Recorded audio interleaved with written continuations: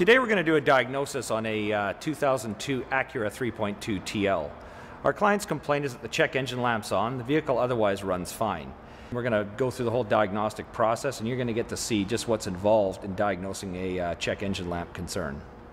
Clients often are concerned about the cost of diagnosis. They can't quite understand, what's involved. Can't you just plug a computer in and tell me what's wrong with it? Once we plug it in, that only just gives us a direction for the information. To actually find out what's wrong, we need to follow further tests. The piece of equipment we're going to use today is our Snap-on Modus diagnostic tool. We can scan the vehicle's computer, and from there we can get the basic information on what codes are stored in the vehicle computer. From there we can also look at data stream. So on our scan tool we've got several codes that are stored. One of them, the P1676, I'm not certain of. We're going to have to look that one up. There's several engine misfire codes from cylinders 1, 4, cylinder 5, cylinder 6, and there's also a code for the evap system. So we're going to take the vehicle on a road test and just find out what's going on. So we've been driving for a little bit and the engine doesn't appear to be misfiring. It seems to be okay.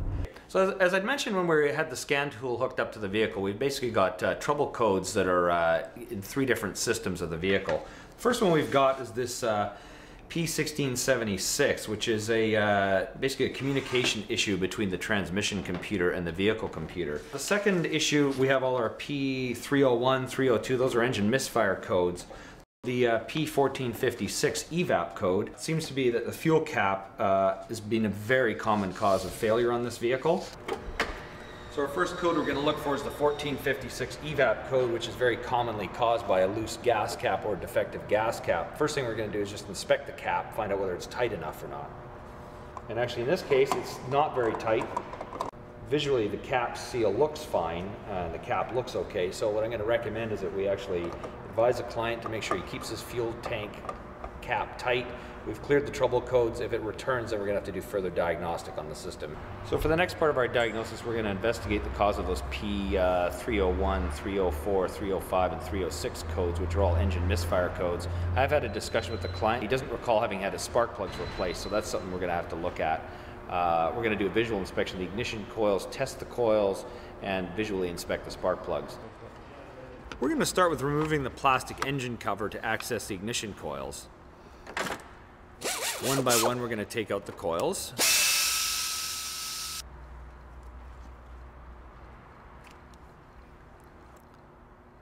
And our first step will be a visual inspection of the coils themselves. We're next going to remove and inspect the spark plugs. Plugs look good, they're not that old. We're now testing for spark with our spark tester. As you can see, the spark is not jumping the gap properly, and that indicates the coils are bad. We're moving on to removing some additional engine covers, and now we're going to test for vacuum leaks with our smoke machine. The smoke machine generates smoke, and any leaks in the intake system will show up. There are none present, so that's not a problem. We're also going to inspect the EGR valve. It's easy to remove on this vehicle, so we'll do a visual inspection and make sure there's nothing causing a problem there. The valve looks good, so we'll put it back in. I've completed the diagnosis for the P300 series trouble codes, and what I found is that 2 of the ignition coils are bad. We're going to replace the coils and clear the codes. We're removing the ignition coil now and installing the new coil. Doing the final tightening. And to complete the job, we're going to put the plastic cover back on. It's time to go for a road test and check out our work. We produced this video to show you what is involved in properly diagnosing and repairing a modern vehicle with the check engine lamp on.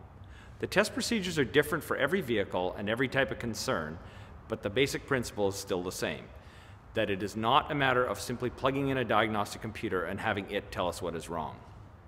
The computer is only part of the diagnostic process, giving us trouble codes and information that the vehicle computer sees. From here, we must test specific components and wiring circuits to find the real cause of the concern. During this diagnosis, you get to see both a simple and a complex diagnosis, and we hope that this helps you understand what's involved in properly diagnosing and repairing a modern vehicle.